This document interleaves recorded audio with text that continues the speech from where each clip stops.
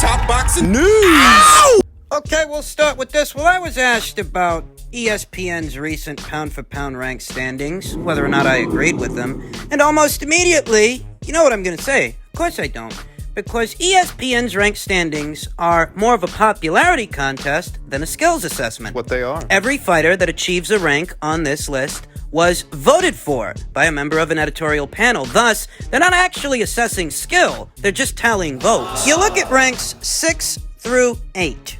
Errol Spence Jr. ranks in above Teofimo Lopez and above Josh Taylor, even though both of those fighters have done something that Errol Spence Jr. hasn't done. They've unified at least 3-4 world titles in their divisions. Josh Taylor, he's an undisputed champion. Errol's never been undisputed. Hell, Errol, he hadn't even fought this year. It's not looking like he's going to. There's no logical rhyme or reason for Errol to be ranked ahead of Teofimo or ranked ahead of Josh Taylor. The two of them have done things that he hasn't done. The two of them have held the Ring Magazine title in their respective weight classes where Errol Spence Jr. has not. Both of them are lineal champions in their divisions. Errol, he isn't. Errol will have only fought 2 times in the last 2 years. The Porter fight in September of 2019 and the Danny Gersha fight in 2020 this year. He hasn't fought this year. So then why is he ranked ahead of them? Because a bunch of people voted for him. A bunch of people on an editorial panel making this list little more than just a popularity contest. Errol hasn't beaten more world champions than Teofimo Lopez or Josh Taylor. He's not in possession of more alphabet titles than they are. He's not the lineal champion of his division or the Ring Magazine champion of his division. He's not even as active. What's Errol Spence Jr.'s biggest win? Battered Brook after the Golovkin fight, or Fat Mikey after he jumped up 2 weight classes? After the Robert Easter fight at lightweight. Trying to tell you, this is more of a popularity contest based on a tally of votes than a skills assessment in order to gauge who is more skilled than someone else. Different people structure their pound-for-pound lists in different ways based on different criteria. But ESPN's list, it's little more than just a popularity contest. And fighters achieve a rank based on a tally of votes. If Joe Blow feels like voting for Errol. Even though Josh Taylor's more accomplished than Errol, beaten more active reigning world champions than Errol, held the Ring Magazine title, lineal champion in his division. And by year's end, he will have fought 2 times in the year of 2021, whereas Errol hasn't fought at all. In spite of all of this, if Joe Blow feels like voting for Errol gets a rank. And if there are more guys that vote like Joe Blow, Errol gets a rank ahead of guys that have done more as boxers than he has. So believe me when I tell you, this is not a skills assessment. And in that way, this is not a pound-for-pound list. This is a popularity contest. That's why Tyson Fury is there. Tyson Fury is there ahead of a 2-division champion in Alexander Usyk that has done something that Tyson Fury hasn't done. Tyson Fury's never been an undisputed champion. He's been a unified champion. And a 2-time heavyweight champion. But he's never been undisputed. He's never been a champion at 2 weights. He's never cleaned out an entire division. Let alone in under 20 fights. And never mind that he's a fucking heavyweight. A common stumbling block for a lot of people who insist on ranking heavyweights on a pound-for-pound list, even though pound-for-pound lists aren't for heavyweights, not career heavyweights, not guys that debuted there and have been there their entire careers. Traditionally, it's not for them. An examination of the term pound for pound and what it means in the sport of boxing was conducted in 2019 by linealboxingchampion.com, and a portion of the article reads, by the middle of the 20th century, the term pound for pound best became heavily linked with Sugar Ray Robinson in recognition of his outstanding talent, despite being too small to compete in the more lucrative and popular heavyweight division. Muhammad Ali surmised how many viewed Robinson. Pound for pound, when they say Sugar Ray Robinson was the greatest fighter pound for pound, meaning that if I imagine he was a heavyweight fighting with the same style, he would be the greatest, I would have to admit, I would have to say yes. I have his fight films, and that man was beautiful. Timing, speed, reflexes, rhythm, his body, everything was beautiful. The terminology pound for pound, it predates Ring Magazine and very many popular periodicals we see in this postmodern era of boxing. Hell, the term pound for pound isn't even exclusive to boxing. Because 10 pounds of gold is worth more than 10 pounds of cat hair. The basic idea is that 10 pounds of gold, in spite of being smaller than 100 pounds of cat hair, for example, is still worth more, is still more valuable.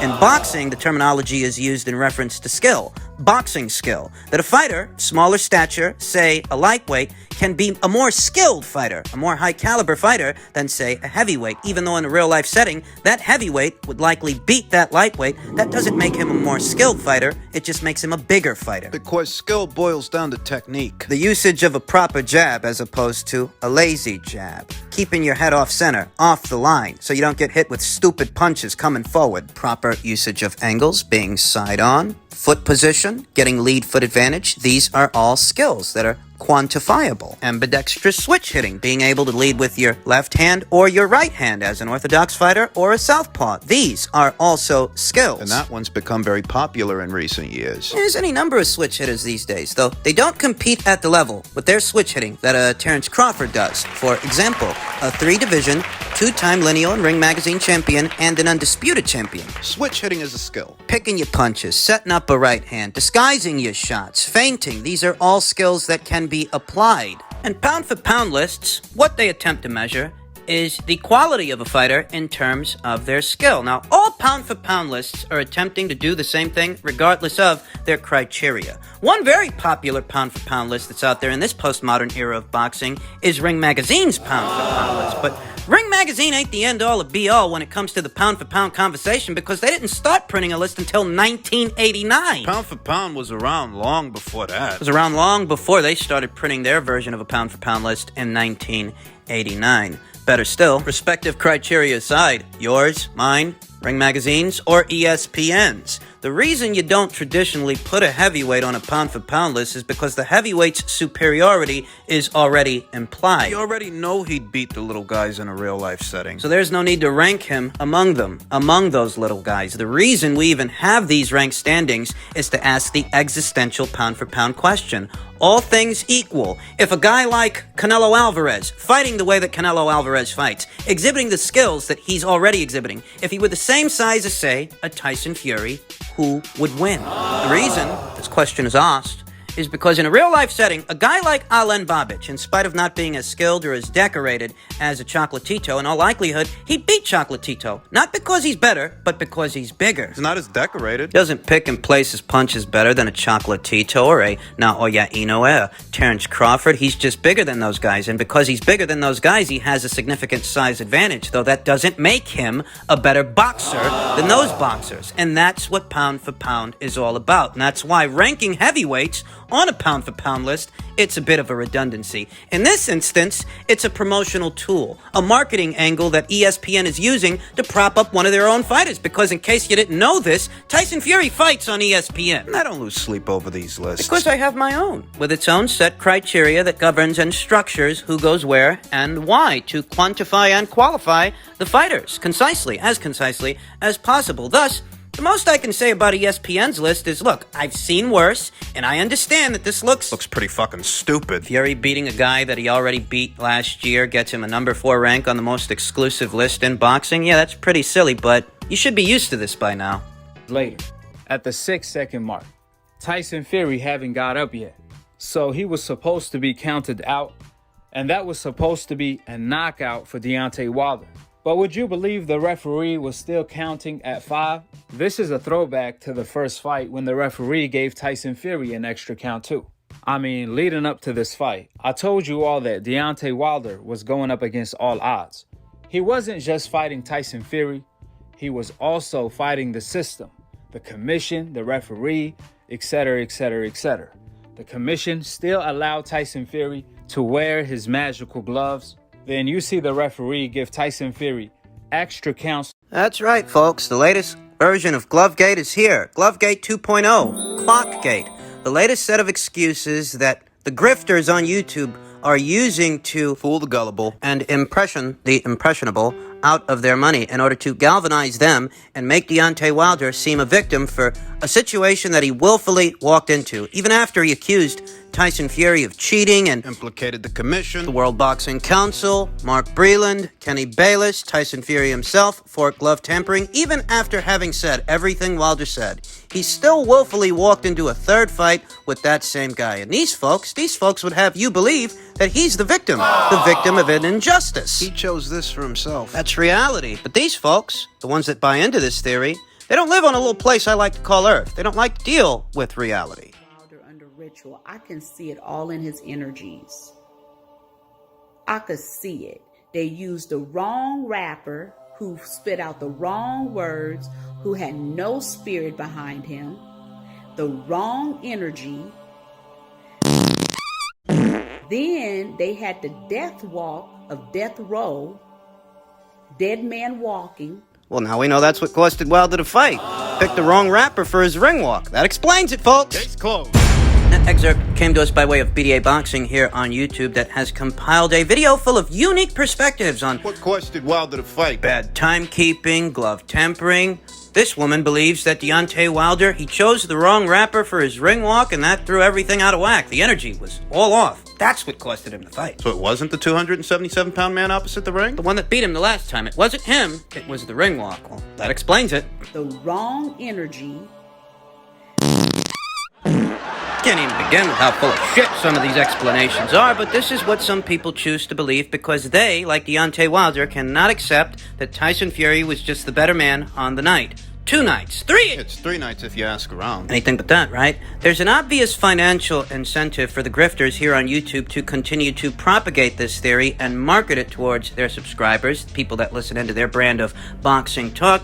Those YouTubers have made a lot of money propagating these conspiracy theories. So the incentive to do so is obvious, but the ones who actually opt for this hierarchy of thought, Being preyed upon. these are casual boxing fans, fans that aren't familiar enough with the sport to know that horsehair gloves are very common, legal. I won't lie to you. The varying intricacies of this sport can elude even the most seasoned boxing fan. For example, the 10 count, clock gate.